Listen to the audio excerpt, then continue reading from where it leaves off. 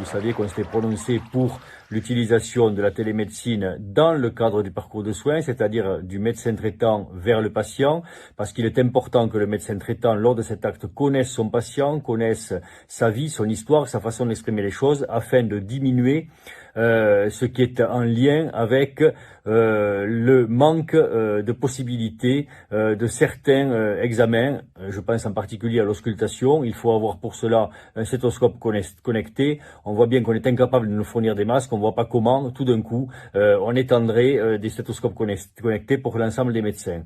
Ceci étant dit, cet acte est peu adapté à cette pathologie, puisque vous avez vu qu'elle a des symptômes qui sont des symptômes respiratoires très souvent. On ne peut pas ausculter les gens. On est dans un moment particulièrement anxiogène, avec donc une expression des troubles qui ne sera pas nécessairement la même que hors de ce contexte. Une nécessité non seulement de soins, mais de réassurance.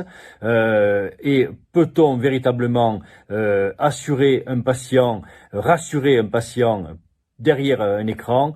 Je ne le crois pas. Je pense qu'il faut être en vis-à-vis avec son médecin, de façon à avoir cette relation de confiance qui s'établit au sein du colloque singulier.